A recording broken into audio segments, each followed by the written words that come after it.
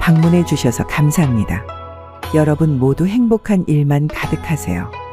구독과 좋아요는 큰 힘이 됩니다. 고금소총 야담전설, 오늘의 이야기 시작합니다.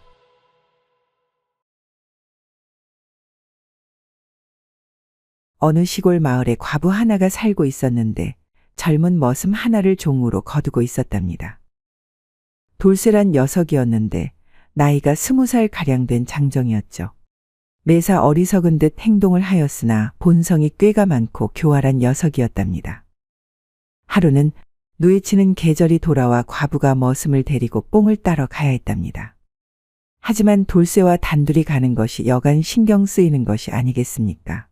요 녀석이 양기가 충천할 나이가 되어 혹여나 엉큼한 짓을 하면 어쩌노. 걱정일세 그려. 과부는 혹시라도 자신의 정조를 어지럽힐까 걱정되었던 나머지 돌쇠를 불러 은근슬쩍 질문을 던져보았답니다. 돌쇠야, 예, 마님. 너 혹시 옥문이란 것을 아느냐? 과부의 물음에 돌쇠는 뚱한 표정을 짓더니 혼잣말을 중얼거렸답니다.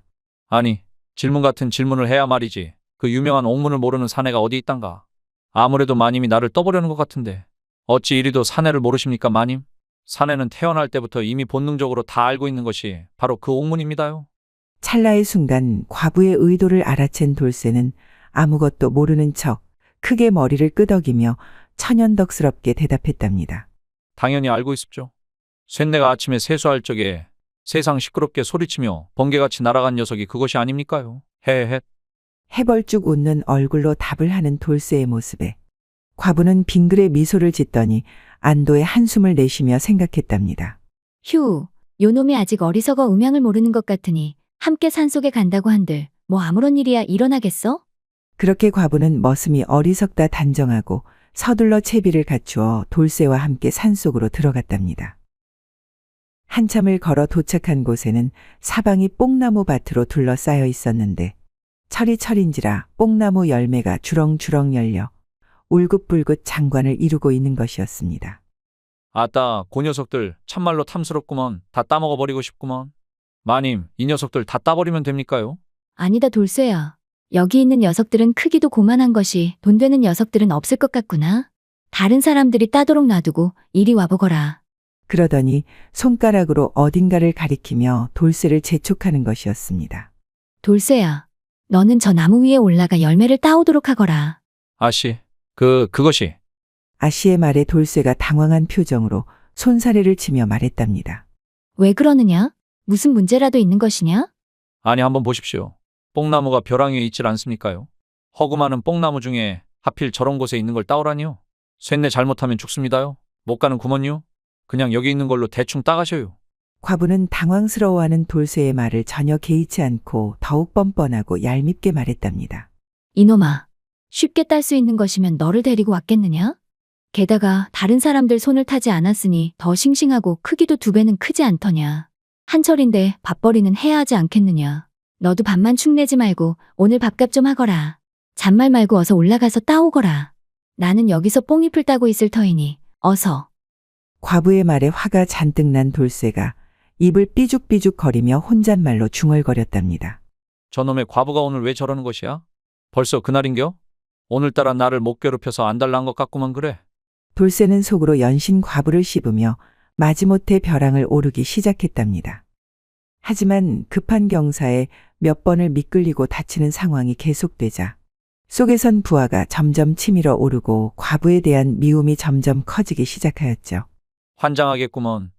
이럴 거면 혼자 올 것이지 뭐 한다고 나를 데리고 온 것이오. 음이 정말 화딱지 나는구먼. 그렇게 몇 번을 시도한 끝에 겨우 한 길 정도 올라갔을 때였답니다. 으아.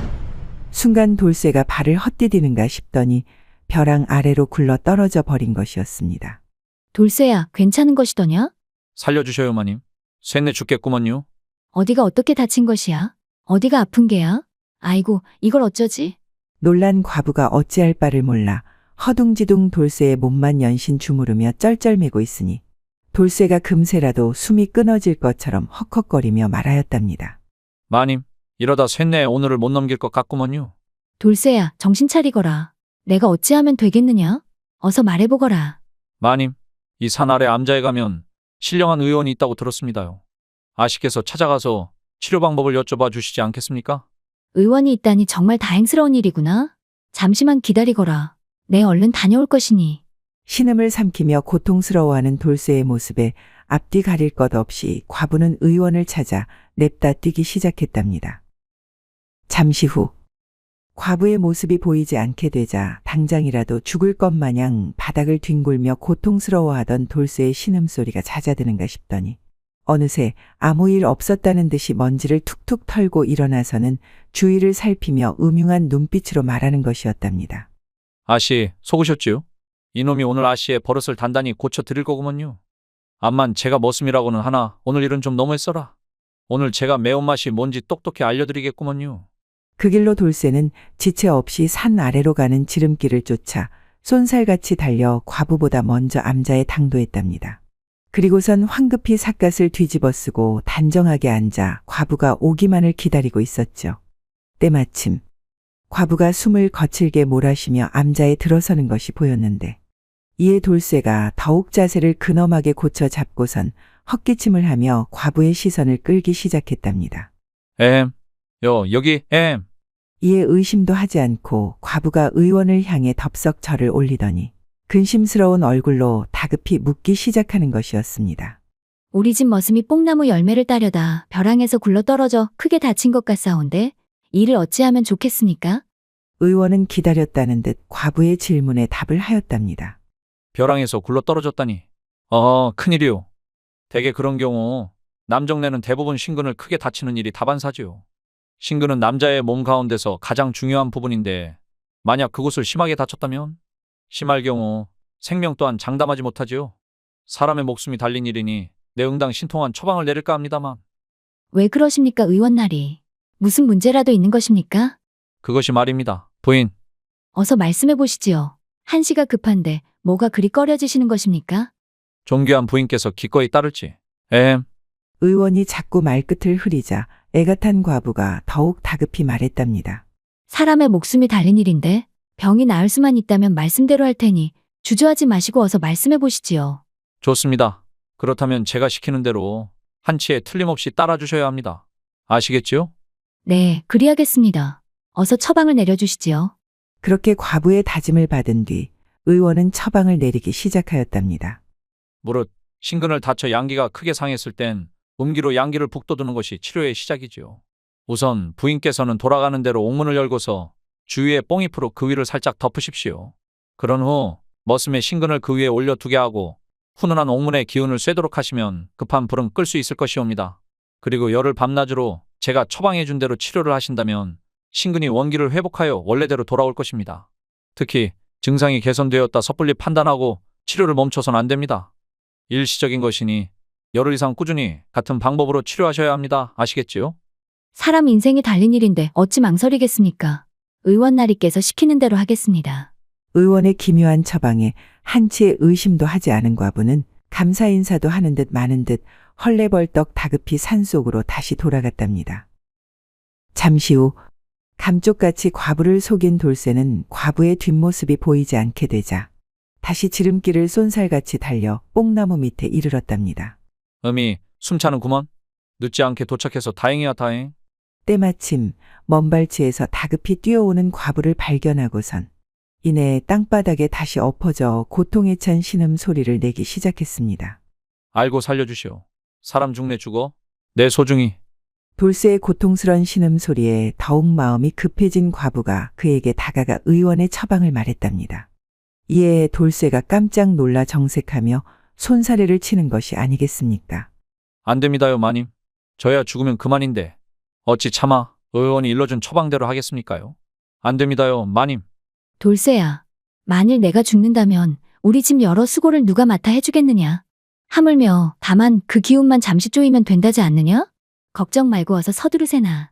과부는 말이 끝나기도 무섭게 급히 뽕나무 사이 평평한 곳에 자리를 잡고 큰 대자로 누워서 의원이 말한 대로 뽕나무 잎을 따 그곳을 살포시 덮고선 돌쇠에게 다음 처방을 지시하였답니다. 어서 물건을 올려놓고 훈기를 쐬도록 하거라. 어서. 과부의 손짓에 돌쇠가 주춤주춤 다가와 아랫도리를 풀어 헤치더니 신근을 꺼내 옥문에 턱하고 올려놓았답니다. 그래, 그렇게 놓으면 되느니라. 잠시 후 이윽고 신근으로 몰려든 기운이 흘러넘치기 시작했는데 이를 주체하지 못한 돌쇠의 신근이 껄떡거리며 과부의 둔덕을 쳐대기 시작하니 이를 참지 못한 과부 또한 점점 몸이 근질거려 참을 수 없는 지경에 이르게 되었답니다. 순간 과부가 자기도 모르게 손바닥으로 돌쇠의 볼기짝을 세차게 때리기 시작하는 것이 아니겠습니까? 알고 마님 왜 이러십니까요? 아픕니다요. 나쁜 놈의 파리가 너의 볼기를 물어 그런 것이니 오해 말거라. 허이허이 저리 가거라. 아이고 저리 가래도. 그 순간 과부가 돌연 진저리를 치며 짜릿한 비명소리를 내는 것이 아니겠습니까? 돌쇠야. 마님. 볼기를 너무 격렬하게 후려쳤던 나머지 그만 돌쇠의 신근이 과부의 동굴에 얼굴을 살며시 들이밀고 만 것이었답니다. 마님. 죄송하구먼요. 괜찮다 이놈아. 이리도 굳센 걸 보니 이제 다 나은 게로구나. 신통한 의원이로다. 신통해. 그러게 말입니다. 이제 다 나은 것 같구먼요. 아씨. 의원님 덕에 님도 보고 뽕도 따고. 아니, 뽕도 따고 아씨도 따고. 뭐가 됐든 하여간에 일석이조가 따로 없구먼요. 안 그래요, 아씨? 설레발치지 말거라. 앞으로 열흘은 더 이리 치료를 해야 하니 게으름 피지 말고 성심성의껏 치료하자꾸나. 알겠습니다요, 마님. 그날 이후 과부와 돌쇠는 매일같이 뽕나무 열매를 따러 산에 올랐다고 하는데 떠도는 소문에 의하면 그의 뽕나무 열매란 열매는 씨가 다 말라 진상품을 올리지 못할 지경이었다고 합니다. 믿거나 말거나 머슴과 마님의 뽕밭 사랑 이야기 재미있게 보셨나요? 오늘 이야기는 여기까지입니다. 여러분 모두 행복한 하루 되시기 바랍니다. 다음 시간에 더 재미있는 이야기로 찾아오겠습니다. 구독과 좋아요, 알림 설정 부탁드립니다. 더 재미있는 이야기를 원하신다면 다음 동영상과 추천 동영상 꼭 시청 바랍니다. 감사합니다.